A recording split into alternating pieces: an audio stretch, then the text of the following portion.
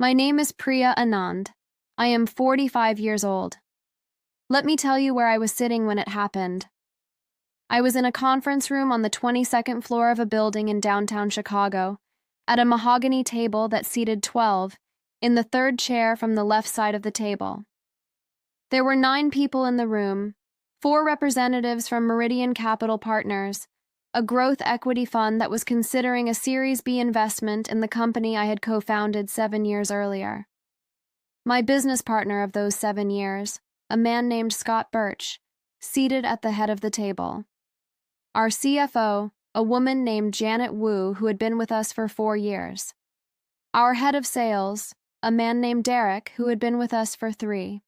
And me, 3 chairs from the left. Scott was presenting. He had taken the lead on the investor deck, the specific decision that I had agreed to at the beginning of our Series B process, because Scott was better at presentations than I was in the specific way that some people are better at presentations, the particular ease of someone who performs comfortably in front of money, and because the division of labor that had characterized our partnership for 7 years allocated the external-facing work to Scott and the internal-facing work to me.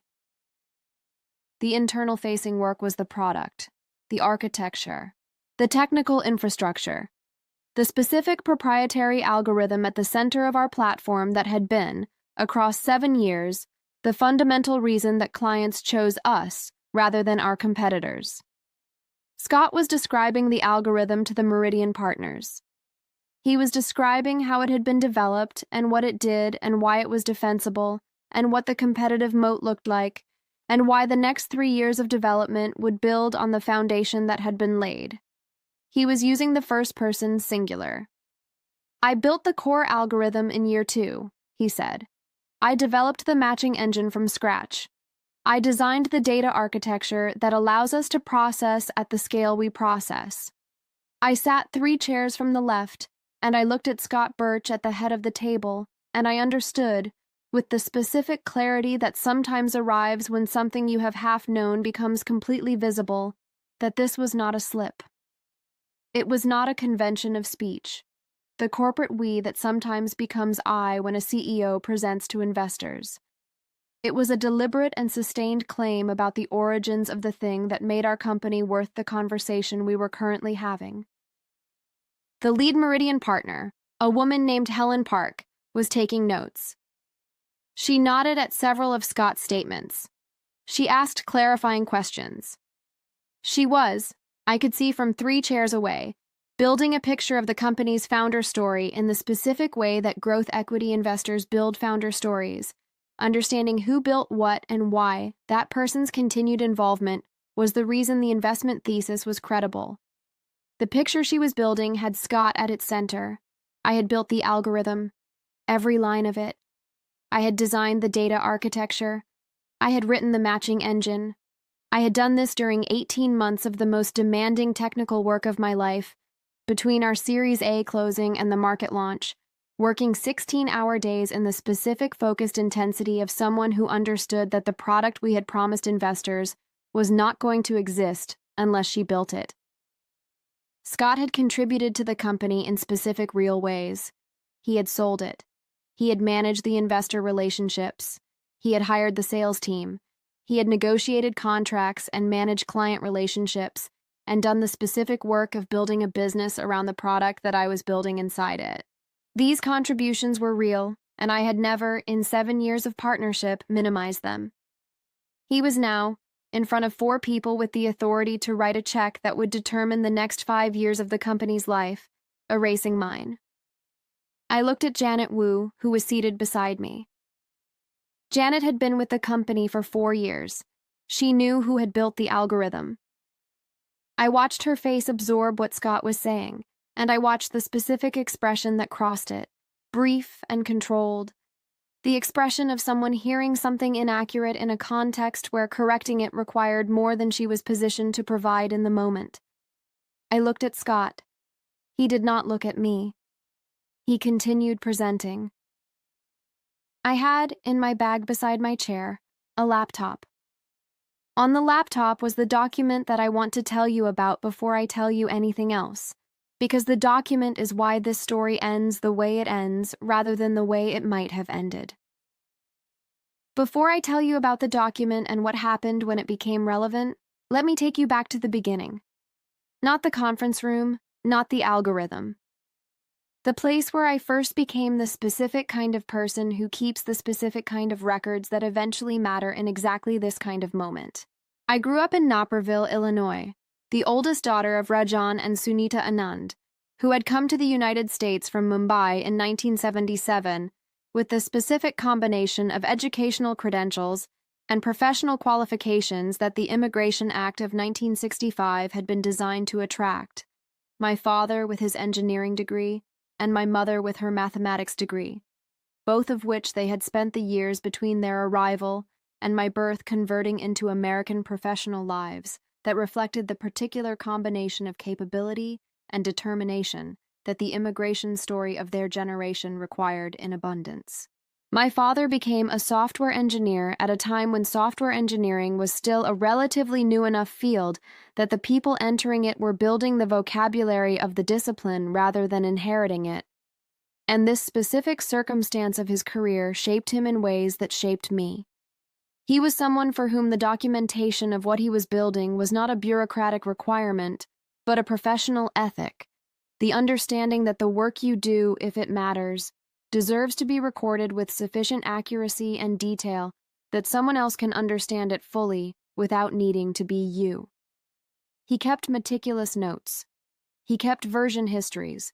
He kept decision logs explaining not only what he had decided, but why, the specific reasoning that had produced the specific choice, because he understood that decisions without their reasoning were only half the record.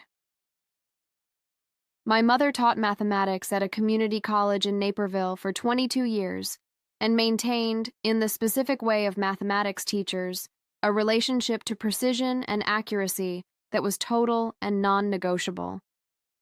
She was not harsh about this. She was simply clear. Numbers were true or they were not. Proofs were complete or they were incomplete. There was no version of almost right that she found acceptable, not in mathematics and, by practiced extension, not in most other things either. I was raised inside both of these specific orientations, and they became my own, not through any particular moment of transmission, but through the accumulated osmosis of growing up in a household where accuracy was the ambient standard.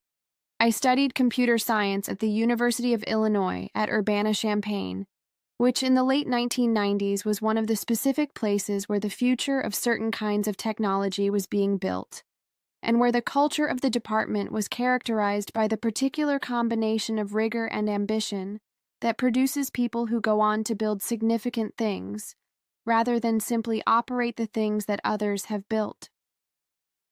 I graduated in 2001, the specific unfortunate timing of a technology degree at the moment. The first dot-com bubble collapsed, and I spent the following 3 years doing the unglamorous but genuinely educational work of a young software engineer in a market that was rebuilding itself from excess, learning what sustainable technology businesses actually required as distinct from what the preceding years of speculation had suggested they required.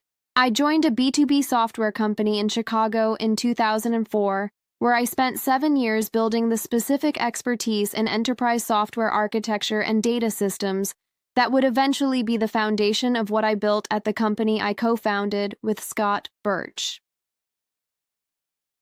Scott Birch came from a different direction.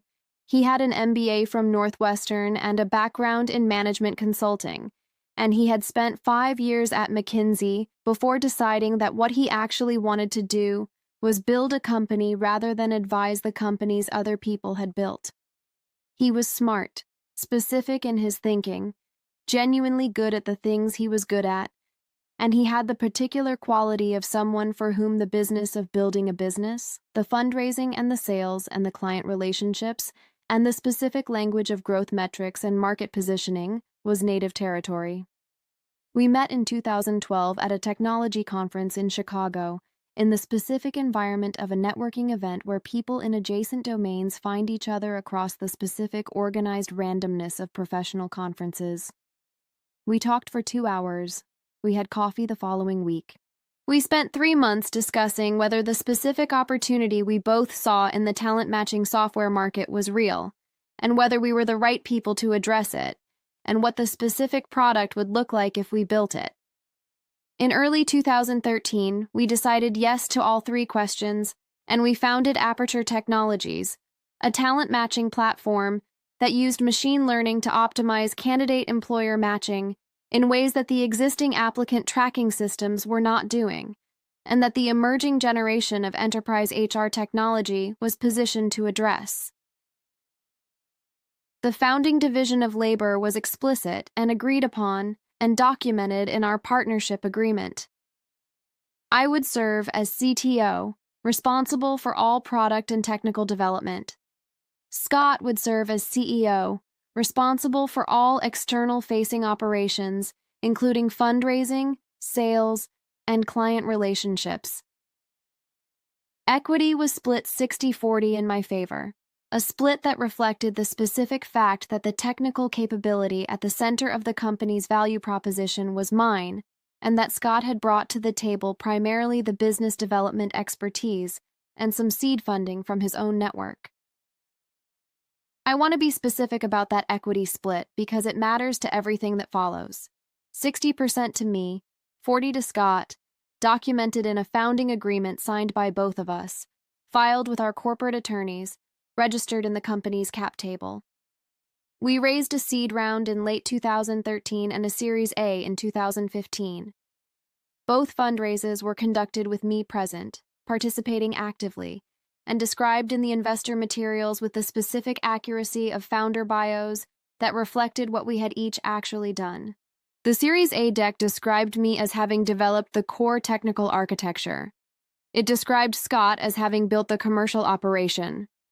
These descriptions were accurate, and they were accurate because I had reviewed the deck, and the accuracy of my own role's description was something I considered non-negotiable. The algorithm.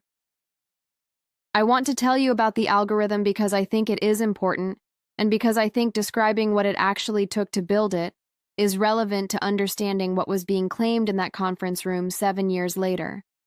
Aperture's core competitive advantage was a proprietary matching algorithm that processed candidate data against employer requirements across approximately 240 variables, applying machine learning to historical placement outcomes to continuously refine the weighting of those variables in ways that improved matching accuracy over time.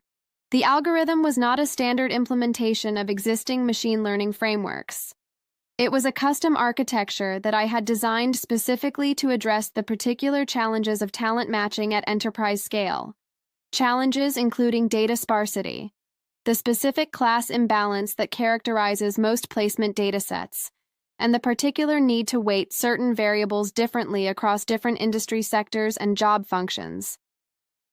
I built it over 18 months, between the Series A closing in early 2015 and the platform's commercial launch in mid-2016. I worked during this period with 2 engineers I had hired, both excellent, and I want to give them their due. They implemented significant portions of the system I designed, and they contributed specific technical insights that made the system better than I would have made it alone. But the architecture was mine. The design of the variable structure was mine. The specific approach to the class imbalance problem was mine. The sector-specific weighting framework was mine. These were not things that emerged from team collaboration. They were specific technical decisions that required a specific kind of expertise and that I made. I documented everything. This is the fact that turns out to matter most in this story, and I want to explain why I did it before I explain how it eventually mattered. I documented everything because my father had taught me that the work you do, if it matters, deserves to be recorded with sufficient accuracy and detail that someone else can understand it fully. I kept a development journal that predated even the Series A, going back to the earliest design decisions in 2014. I kept version histories with timestamps and detailed commit messages that explained not just what each version changed, but why. I kept decision logs in the specific format my father had used for 30 years that documented the technical choices I had made and the reasoning that produced them. I kept architecture documentation updated at every significant milestone. I kept records of the specific experimental approaches that hadn't worked and why, which are often more valuable than the documentation of what did work because they reveal the actual intellectual journey of the development. I had not kept these records because I was preparing for anything. I kept them because keeping them was the professional habit of someone raised by a software engineer who understood what good documentation meant, and because I was the kind of person who documented her work. The records were on my laptop. The laptop was in my bag. The bag was beside my chair in the conference room on the 22nd floor. I want to tell you about the 5 years between the platform launch and the Series B pitch, because those years are the years during which the dynamic between Scott and me shifted in ways that I had noticed but had not fully addressed, and because understanding the shift matters to understanding the conference room. In the early years of the company, the years of building and fundraising and establishing the company in the market, the division of our labor was clear enough that questions of attribution rarely arose.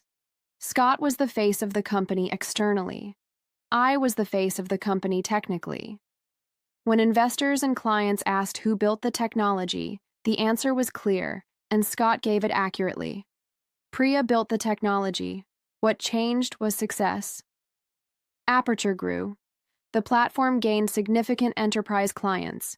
The Series A capital had been deployed effectively, and the company's metrics were strong. Scott, in his role as CEO, became increasingly visible externally, the face of a growing company in the specific way that CEO faces become the faces of their companies when those companies begin to matter. He gave conference talks. He was profiled in a trade publication. He was invited to join advisory boards. This visibility was legitimate and earned. Scott was a good CEO. The commercial operation he had built was real and effective. What I began to notice, gradually and then with increasing specificity, was that the narrative about the company's origins was simplifying in ways that changed who it centered, not in any single dramatic statement. In the accumulated drift of how the story got told, the way Scott described our founding in interviews, the way the company website's team page described our respective roles, the way the deck for the Series B was initially drafted before I reviewed it and requested specific corrections. I requested those corrections. They were made. The deck went through 2 rounds of review before the Meridian meeting, and each review had produced corrections that I had identified and asked for and received. What I had not anticipated was that Scott's presentation of the deck to Meridian would diverge from the deck itself. This is the specific thing that happened in the conference room that I want to describe precisely, because I think the precision matters. The deck said, Aperture's proprietary matching algorithm was developed by co-founder and CTO Priya Anand over 18 months prior to the platform's commercial launch. Scott's presentation said, I built the core algorithm in year 2. These 2 statements are not different framings of the same fact. They are directly contradictory. One of them is true. The other is not. He made 4 additional statements during the presentation that followed the same pattern, attributing specific technical decisions and architectural choices to himself, using the first-person singular, in ways that contradicted the documented record of the company's development history. I sat 3 chairs from the left, and I watched this happen, and I made a specific decision about how to respond. Let me stop here for a moment because I want to ask you something directly. Have you ever been in a room where the story of something you built was being told incorrectly by someone who was present when you built it? Not honestly misremembered, not confused, deliberately reframed in front of people whose opinion of who built it was going to matter? Drop a comment and tell me you understand that specific, particular feeling. Tell me where you are watching from and what time it is there. Because what I decided in those seconds, sitting 3 chairs from the left, shaped everything that came after it, and I want you to understand both the decision and what it was based on. If you have not subscribed yet, please do. Now let me tell you what I decided. I decided not to interrupt the presentation. I want to explain this decision specifically because I think it is the most important decision of this story, the decision that determined what the resolution looked like and how it arrived. I did not interrupt because interrupting Scott in front of the Meridian partners would have produced a specific outcome that I did not want: an immediate public conflict between co-founders in front of potential investors, the specific worst signal that a growth equity firm can receive about a company they are considering funding, the signal that the founding team was fractured. Whatever happened next, I was not going to be the person who sent that signal in that room. I did not interrupt also because I understood, in the specific clear way I sometimes understand things when the weight of a situation forces clarity, that I had everything I needed.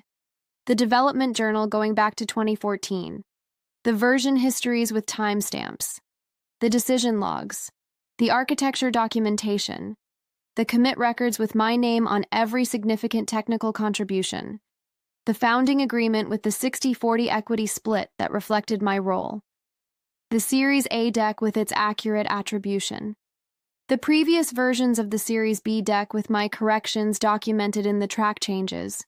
I had 11 years of documentation. Scott had a presentation. These were not equivalent resources. I opened my laptop. I was in the conference room to contribute technical questions from the Meridian partners that might arise during the presentation, the specific role I had agreed to play in our division of labor for this meeting.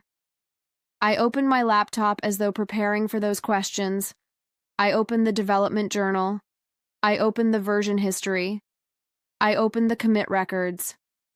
I was not preparing to present these things in the room.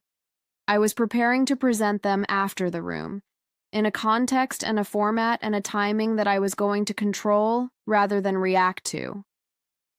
Helen Park, the lead Meridian partner, asked a specific technical question approximately 40 minutes into Scott's presentation.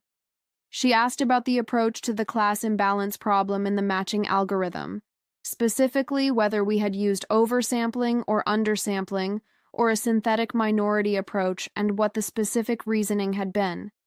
This was a highly technical question. It was the kind of question that someone asks when they have done genuine diligence on the technical literature and want to understand whether the team building the system actually understands the specific choices they made or is relying on high-level descriptions. Scott began an answer. I want to describe what happened when he began the answer, because it is the specific moment when the problem with what he had been doing became visible in the room in a way that it had not been visible before. He began with a general statement about the approach, and then he began to lose specificity in the way that people lose specificity when they are describing something they know the shape of but not the interior. He used language that was accurate at the level of describing the category of approach, but that could not go further into the specific reasoning because the specific reasoning required understanding that he did not have. Helen Park asked a follow-up question. Scott's answer was similarly shaped, accurate in outline, empty in the specific detail that the question was actually asking for. Helen Park looked at me. She said, "Priya, can you add to this?" I said yes. I described the specific approach we had taken, the reasoning that had produced it, the specific experiments that had informed the choice, the trade-offs we had evaluated, the implementation decisions that followed from the foundational choice. I described it in the specific, accurate, detailed language of someone who had made every one of those decisions and who understood them not as historical facts to be recalled, but as the actual intellectual process that had produced them. Helen Park took 3 pages of notes. When I finished, she said, "That's the most complete answer to that question I have received from any team we've spoken to this year." The room was quiet for a moment. Scott said, "Priya has always been our technical lead." The specific quality of that sentence, as he said it, had shifted from everything he had said for the preceding 40 minutes. It was the sentence of someone recalibrating, the specific recalibration of someone who has realized that the person they have been describing in the third person is in the room, and has just demonstrated, in front of the audience, exactly who actually built the thing being presented. Helen Park said, How do you two divide responsibilities on technical direction going forward? I said. That's a good question for both of us to answer. I looked at Scott. Scott said, looking at the table rather than at me or at Helen Park, Priya leads the technical direction. I focus on the commercial side. Helen Park wrote something in her notes. The meeting ended 90 minutes after it began. The Meridian partners were warm at the conclusion, the specific professional warmth of investors who have found a meeting more interesting than they expected and are processing what they have found. Helen Park shook my hand when she left. She said, "I'd like to follow up directly with you on the technical roadmap if that's possible." I said yes and gave her my card. Scott and I walked to the elevator in silence, the specific silence of two people who have just been in a room together where something happened that has not yet been addressed, and that both of them know is about to be addressed. We rode down to the lobby. We walked out of the building onto Wacker Drive in the March air, and Scott turned to me and said, "I need to say something." I said, "Yes, you do." He said, "The presentation." I said, "You told 4 different people with the authority to make a $12 million decision that you built something I built." In the same room where I was sitting, he said, "I've been doing this for 7 years." I said, "What specifically have you been doing for 7 years?" He said, "Presenting the company, leading with the story of what we built, getting us in front of people who could fund it." And somewhere in that process, the story simplified, and I let it simplify in ways that I shouldn't have.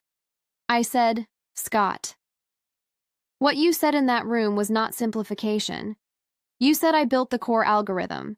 You said I developed the matching engine from scratch. Those are not simplified versions of what happened. They are incorrect versions of what happened." He was quiet. I said, "I have the development journal from 2014. I have the version histories with timestamps. I have every decision log from the 18 months I spent building what you described as yours today. I have the founding agreement with the equity split that reflects my role. I have the Series A deck with its attribution, and I have the track changes on the Series B deck with every correction I requested and received." He looked at me. He said, "You kept all of that." I said, "I keep records of my work. I always have." He said, "I wasn't planning to." I said, "I know you weren't planning this specific meeting to go this specific way, but I need you to understand what has been happening, specifically, because I think some part of you has not examined it directly. The story of this company has been drifting away from accuracy in ways that serve your narrative and not mine, and you have been the one allowing the drift. And in that conference room today, you went beyond allowing drift. You made specific false statements." He was quiet for a long time. The March wind off the lake was doing what the March wind off the lake does in Chicago, which is to make every outdoor conversation feel more exposed than the participants might prefer. He said, "What do you want to do?" I said, "I want the Meridian deck corrected before we send the final version. I want the company's founding narrative corrected on the website and in all future presentations. And I want a direct conversation about how we got here, because 7 years is a long time to build something together, and I would prefer to understand whether we can continue building it together with an accurate account of who built what, rather than simply terminating the partnership and letting the lawyers handle the rest." He said, "You could terminate the partnership." I said, "I have 60% of the equity and the technical foundation of the business, Scott. I could do a number of things. What I am telling you is what I would prefer to do, which is to continue the partnership if the partnership can operate on an accurate foundation going forward." He looked at me for a long moment. He said, "I owe you an apology. A real one." I said, "Yes." He said, "I'm sorry, Priya. I am sorry for what I said in that room today, and I am sorry for the years of drift that made today possible. I don't have a defense for it that I'm willing to offer you, because I think any defense I offered would be its own form of continuing to do the thing I just apologized for." I looked at Scott Birch, my business partner of 7 years, in the March wind on Wacker Drive, and I received that apology in the specific way I receive things that are genuine and insufficient simultaneously, as a beginning rather than a resolution. I said, "Thank you for saying that without a defense attached." He said, "What happens now?" I said, "You call Helen Park before the end of the day. You tell her that you misspoke in the presentation and that you want to clarify the attribution of the technical work. You tell her the CTO built the algorithm." He said, "And if she asks why I misspoke?" I said, "Tell her the truth, that the company's founder narrative had simplified over years, and that you let it simplify beyond accuracy, and that you're correcting the record.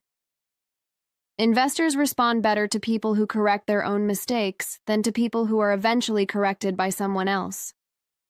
He said, "You're right." I said, "I know." Scott called Helen Park that afternoon. He told me about the call that evening, and I want to describe it specifically because I think it matters to the full shape of what happened. He told her that he had misspoken during the presentation, that the attribution of the core algorithm and the technical architecture to himself had been inaccurate, that Aperture's proprietary technology had been built by the company's CTO, meaning me, over 18 months prior to the platform's commercial launch, and that this was documented in the company's development history going back to 2014. Helen Park said, "I know." Scott said, "I'm sorry." She said, "Scott, Priya answered my technical question with a level of specificity that only the person who made those decisions can provide. And the answer she gave was one of the most technically complete answers I've received from any founder this year. I knew from the moment she answered what the actual attribution was. I appreciate you calling to correct the record. It tells me something useful about how you handle mistakes." She said, "I'm going to want a one-on-one with Priya before we continue the diligence process." Scott said yes. He called me after he hung up with Helen Park and he told me what she had said. I listened to the whole thing and then I sat with it for a moment. I said, "She knew." He said, "She knew." I said, "From the technical question." He said, "Yes." I thought about Helen Park, who had asked a highly specific technical question about a highly specific aspect of algorithm design, and who had listened to Scott's answer and then looked at me, and who had, by asking the follow-up question that she asked, given me the specific opportunity to demonstrate, in my own voice and with my own knowledge, what the documentation in my laptop would have established anyway. I thought about my father, keeping his decision logs with their reasoning attached. I thought about my mother, for whom almost right was not a category she recognized. I said, "When is my one-on-one with Helen Park?" He said, "She said she'd have her assistant reach out tomorrow." I said, "Good."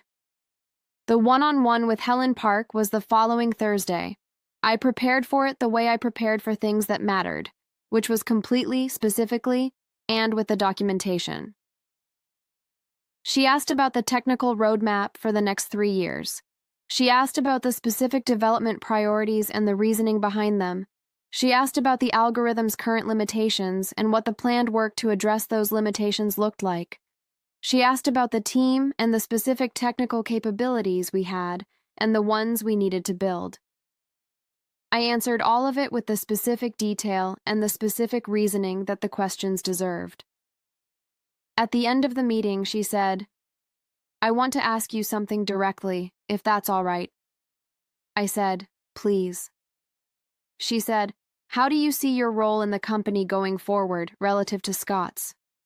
I said, "I see us continuing to do what we have done for 7 years, with a more accurate shared understanding of what each of us has built and what we are each building going forward.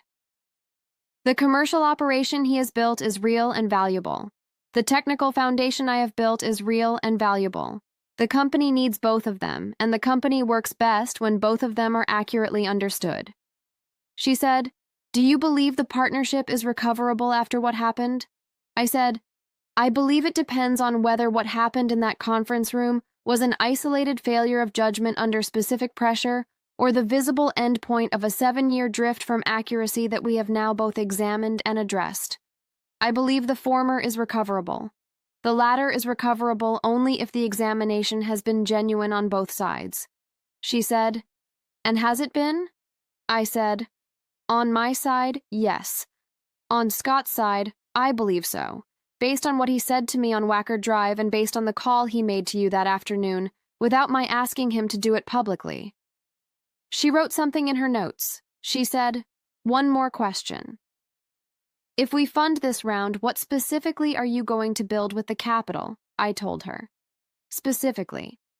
With the detail of someone who had been thinking about it for 2 years and who understood what the next phase of the technical development required and why. She closed her notebook. She said, "We're going to move forward with the diligence process." Meridian Capital Partners led the Series B at $11 million. The closing documents named me as co-founder and CTO. The company's website was updated before the closing announcement to accurately describe the founding story.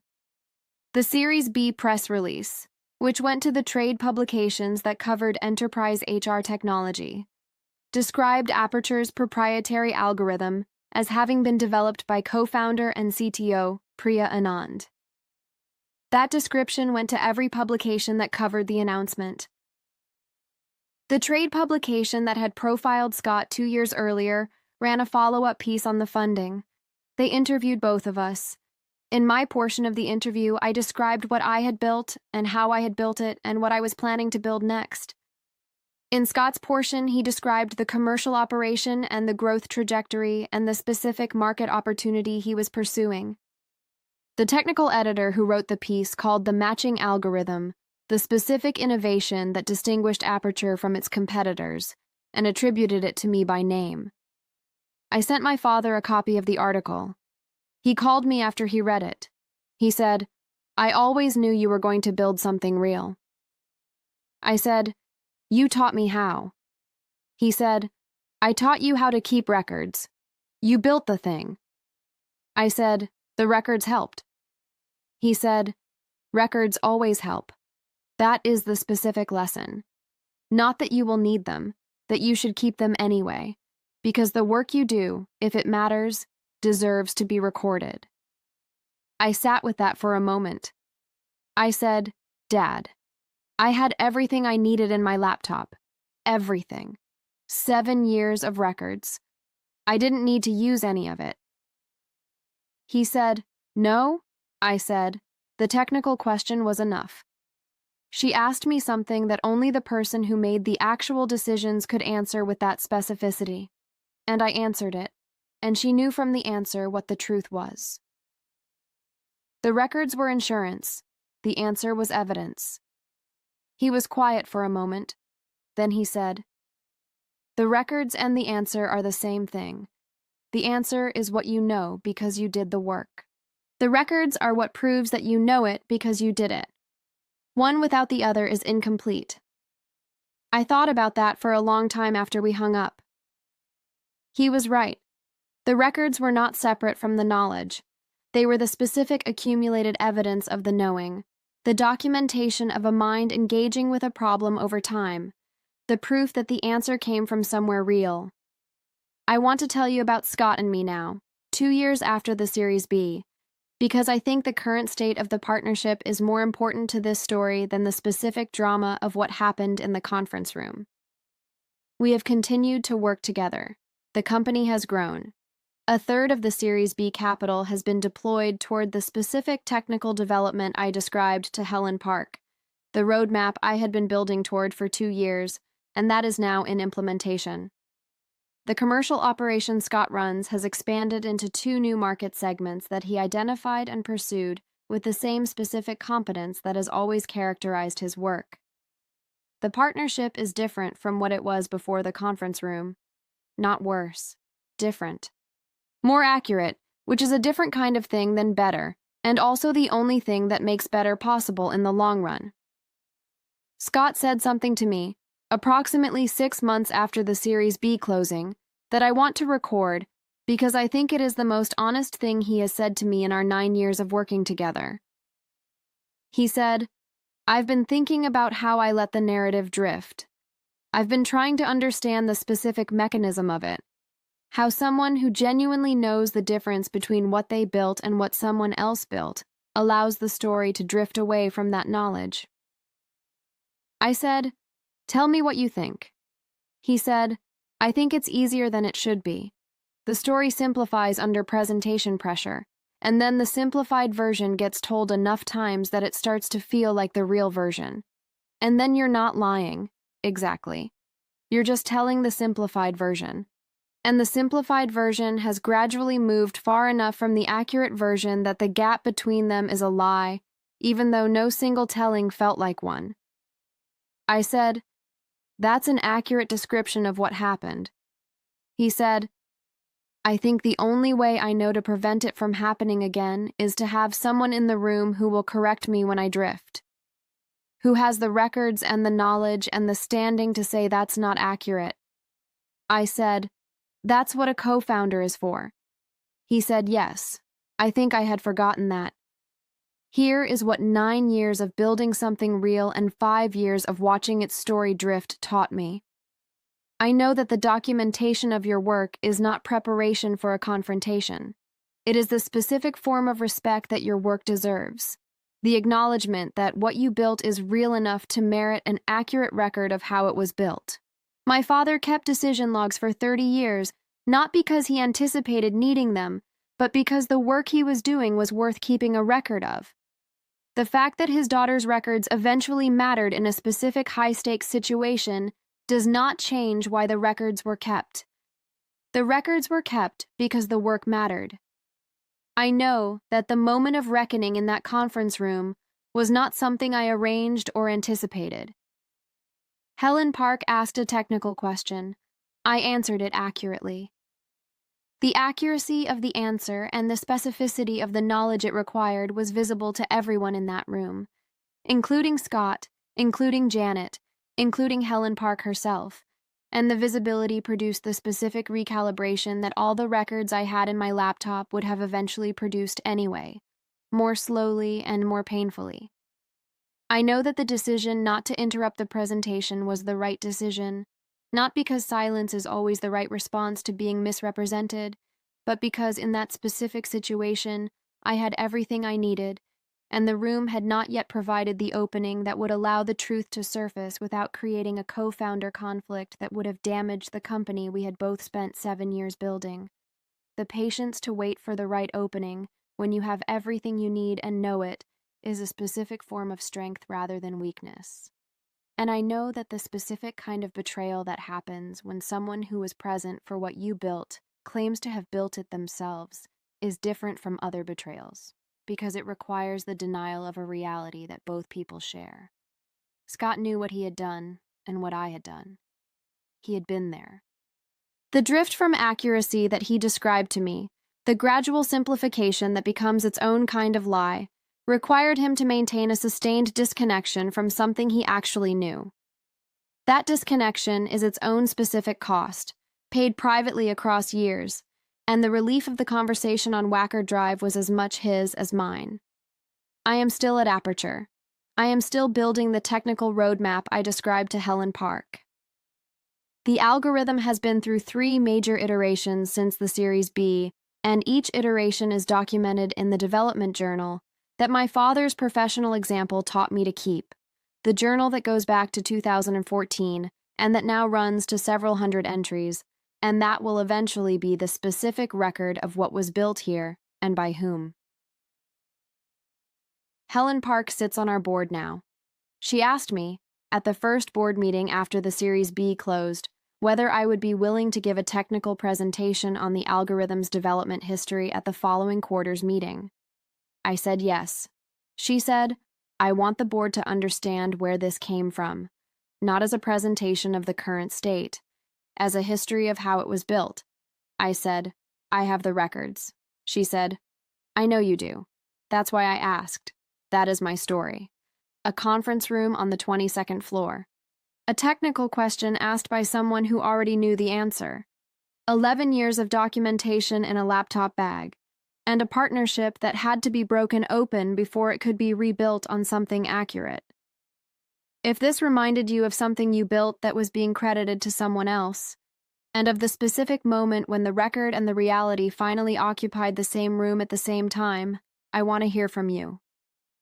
Drop it in the comments. Share this with someone who needs to know that the documentation of your work is not paranoia. It is the specific form of respect that the work you do deserves. Hit subscribe, and I will see you in the next one.